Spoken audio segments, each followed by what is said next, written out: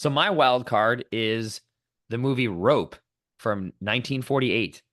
The plot summary: two men try to convince themselves they've committed the perfect murder by hosting a dinner party after strangling a former classmate to death. Obviously, directed by Hitchcock, starring James Stewart, John Dahl, and Farley Granger.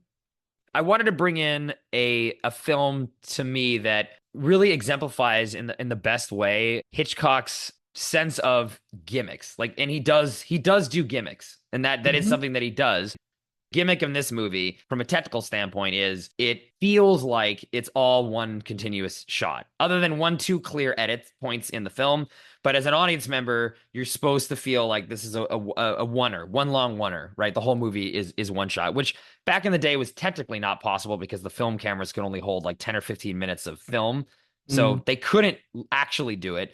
But that is a gimmick of a movie that very easily could be distracting, or something that could say, "Oh, Hitchcock only just does like fun gimmicks, like a 3D or smell-o-vision, or those movies where like the chair would vibrate or something." Like these are all sort of gimmicks, but Hitchcock is able to do gimmicks in a lot of his movies, and special effects would be one of them that comment on the plot, like they fit the theme of what the movie is.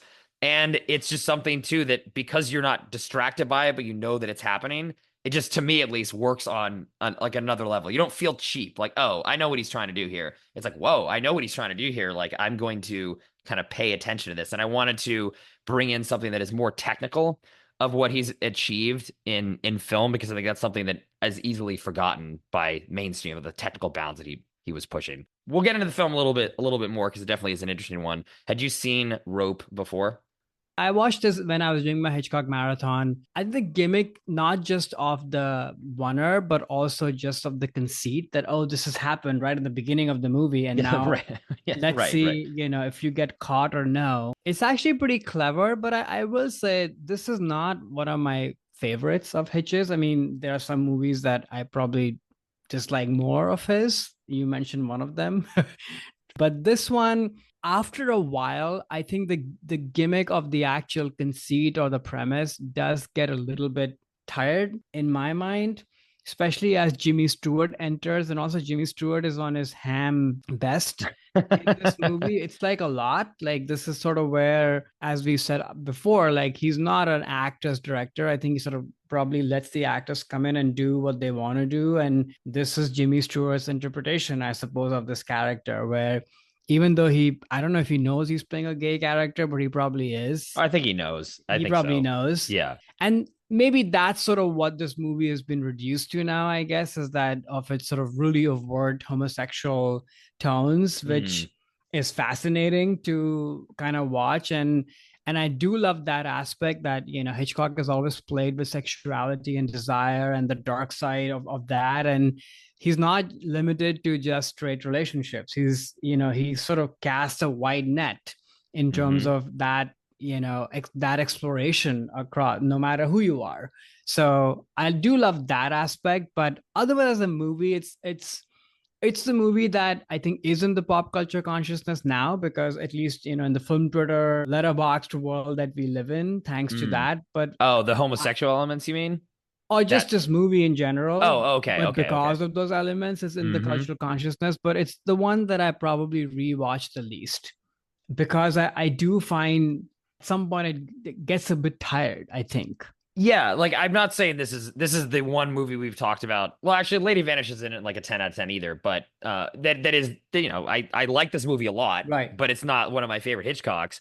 But I think it is because it is most experimental film. When I watch it, those are the elements that I pay attention to a lot, of trying to think, oh, wow, so they had to move the camera, because it's not just like a single shot where the camera's not moving. The camera's moving in and out of rooms and Right. situations. And I think Jimmy Stewart even said at some point, like, all the rehearsals are basically just not for the actors. It was only just for the camera, because they had to do so much rehearsals on where that camera's going, at what point they swap out, the film, where are they going to do the edits. Like, it was incredibly, incredibly planned there. And the special effects of the background, like they're in an apartment Right. with all these windows on the side, and you can see the New York City skyline, and throughout the party, because the movies has to be in real time too, because it's one supposed to be one shot. The gradually, like, the sun is setting and the lights are Right. coming on and the smoke, and how they're timing all of that. I over focus on those elements because it just fascinates me on how he actually did this. So that Yeah. keeps my interest because yeah, like the basic premise of this is just there's a murder and will the murderers get caught and they think they're the perfect murder. I mean that story's been done like a billion times. And there's some interesting twists in it. Again, the fact that you can lay over the gay overtones of it too, make it a little different and unique. But it's that experimental part of it that Hmm. keeps me interested, even though, yes, the plot, if it didn't have the gimmick, I'll say it that way. I don't think this movie would be as Right. fun for me to rewatch, but I focus so much on that, like the technical things that he's doing here. It's Yeah. definitely like the most technical movie he's done. It's the 'cause the whole movie is that. It's The not whole just movie is that. one Yeah. sequence or something like a lifeboat where it's you're on one set. It's like, okay, Right. that's cool and interesting and fun to see how he does that. But this is even pushing that to the limit because of all the camera movements you have to do, the zooms, the dolly shots. It's incredibly impressive. Like I'd love to actually see footage of them filming this. I mean, maybe there is somewhere. Yeah. I should track it down on YouTube. But just like what that set looked like, what Uh, his plans looked like, when the camera was moving, like what was that like for the actors jumping out of the way, coming in here. I mean, it's like a stage play, but to the nines, you know? I think that part is just absolutely fascinating.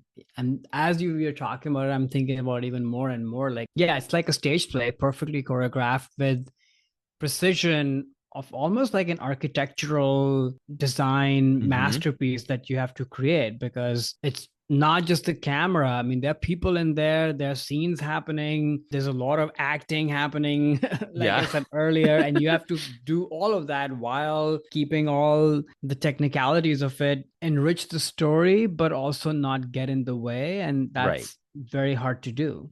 Right, right. And make it feel not distracting. Right. I think you can easily watch this movie and people probably if you hadn't told them they're trying to do one shot, you might not even Don't even realize think it. about it. But Yeah. it's effective in sort of building the suspense. You can choose to be just focus on that instead of be distracted by it. That's the perfect balance that he's not calling drawing attention to it, I guess is Yeah. another thing of doing some really showy kind of like one shot like Goodfellas Right. entering in the club like you know what's going on and you're that's what Scorsese's trying to get out of you. Hitchcock, it's not meant to show off. Yeah, like I think this is a movie that is fun, especially as people if they're focused more on the how movies are made and the production elements and knowing Hmm. that history. I definitely recommend seeing this. If you're just trying to have a fun time, I think you'll have that, but I wouldn't Right. say run out and see Rope. It's one of Hitchcock's best movies of all time. It's not, but I still think it's a really strong piece of his canon, and especially from a Agreed. technical element, it shows why he was just a brilliant, brilliant technician. Hi there, it's Alex. If you like the review and discussion Karan and I just had, make sure you subscribe to our channel, Movies That Shaped Us, to get full episodes. Every other Wednesday, Karan and I review a new release and then discuss 6 other movies made by that film's actor or director and how they shaped us. Subscribe right now or follow our podcast on Spotify or Apple Podcasts via the link in the description below. Hope you join us for the journey.